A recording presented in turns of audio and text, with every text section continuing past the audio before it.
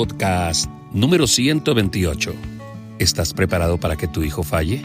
¿Te has puesto a pensar que en muchas ocasiones, aparte de todas las presiones que él tiene que sobrellevar, una presión adicional son todas las complicaciones de no poderse entender contigo?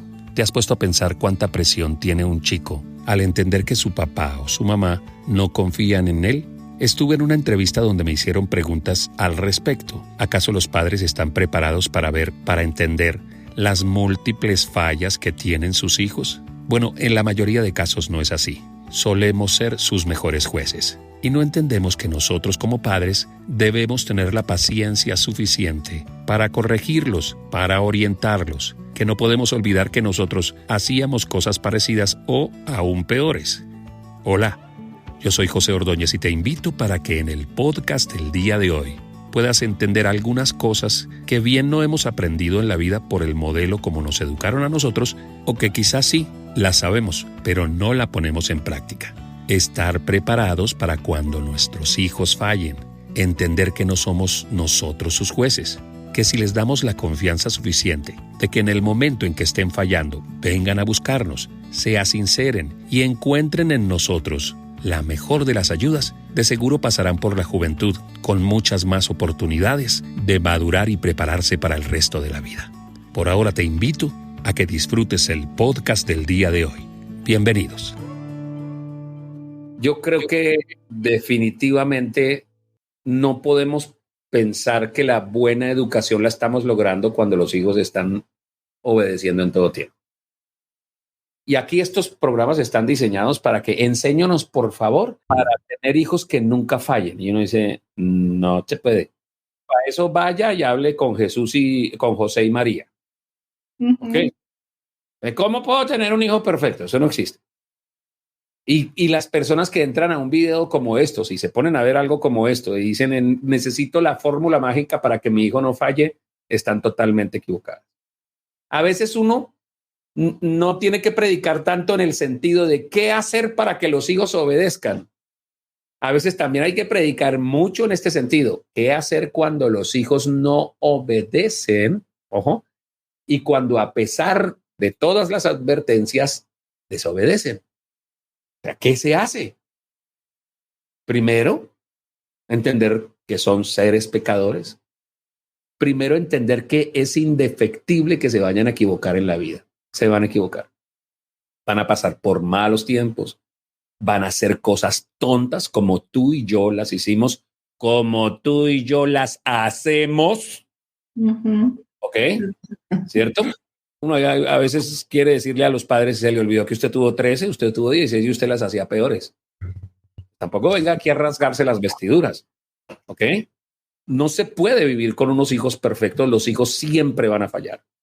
A ver, tu hijo va a ir a la universidad y se va a encontrar con que las niñas están muy buenas, con que ellas viven con unos códigos éticos que no son los adecuados, pero que a tu hijo le van a encantar, que a tu hija probablemente le guste ser el niño desobediente, indisciplinado y el rebelde de la sociedad, porque esos son llamativos, que algún día haga cosas indecorosas, que algún día fume lo que no debe fumarse, se tome lo que no se debe tomar, tenga sexo.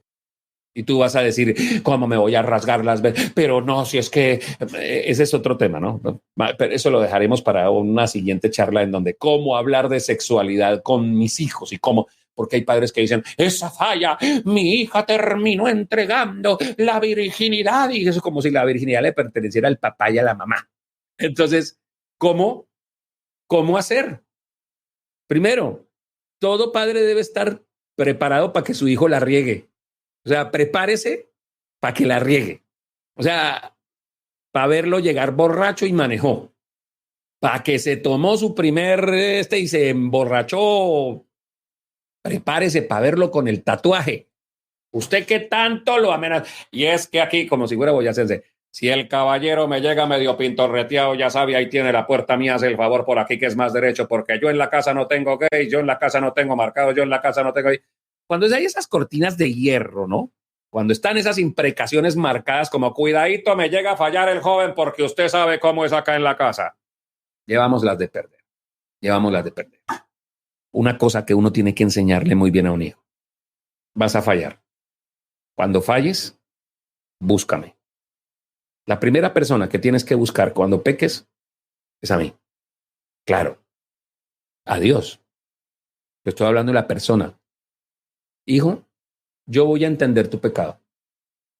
¿Tú sabes por qué los hijos a veces entran en unas cadenas, en unos conos de succión en el pecado, que no saben dónde parar? Es porque no tienen quien los pare. Entonces vas así en un cono, ¿no? Vas en un cono. Él se bebe 2 cervezas. Solo tiene 17 años. 2 cervezas, 5 cervezas. Pero la siguiente vez se bebe 8, 10. Y cuando se bebió la 10ª, siendo un pelado de 17 años, hizo algo tonto.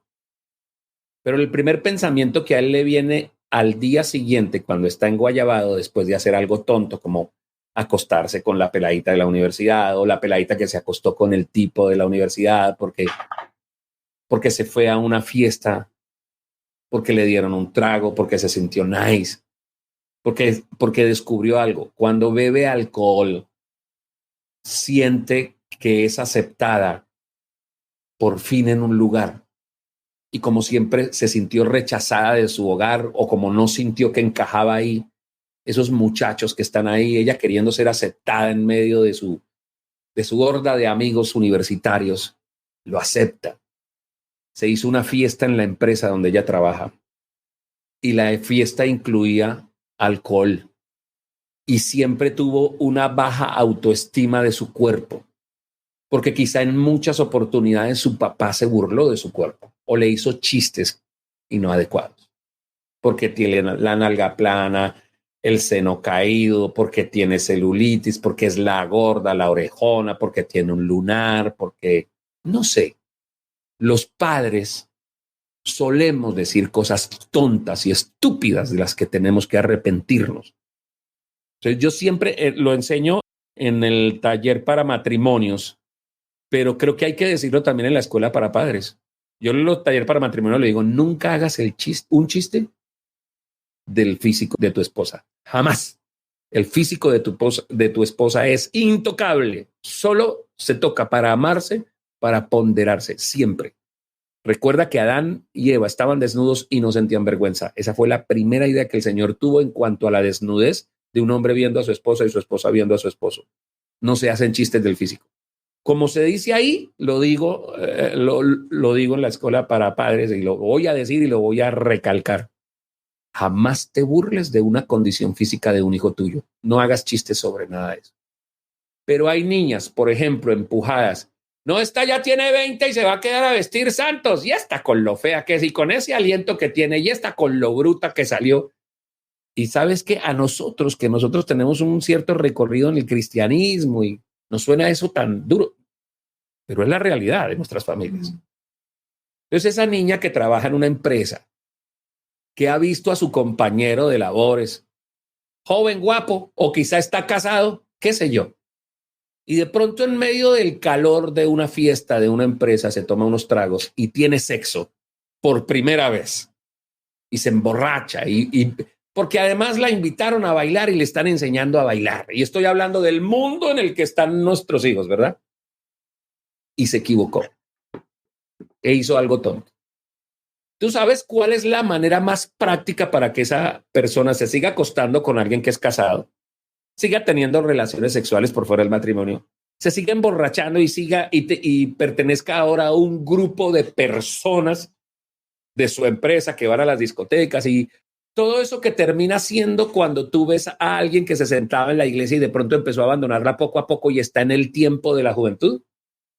Esto no es, aquí no estamos apañando su pecado, aquí estamos hablando de las posibles causas que de pronto si algunos padres la escuchan pueden darse cuenta de algo en lo que está fallando y es que esa persona no tiene una relación con sus padres de tal manera que en algún momento cuando empiece su pecado y se equivoque pueda decir, ayúdenme, la estoy embarrando.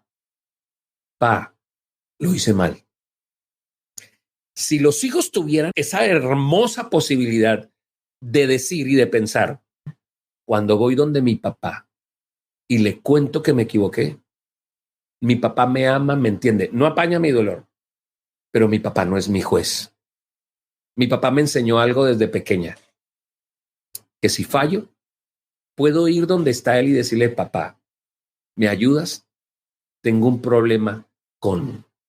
Y mi papá no me gritará, mi mamá no me gritará, mi mamá no me dirá cosas como estas que son bastante egoístas. Esto es de seres egoístas. Yo no me merezco que usted me haga esto, yo tanto que me jodió y que le he pagado el colegio y su papá y yo y esto. ¿Sabes por qué los hijos no cuentan su pecado? Por eso. Porque tienen la casa, la juez. Y es que ahora con qué le vamos a salir a su papá y él y qué vamos. Mira, presiones indebidas en la vida de los jóvenes.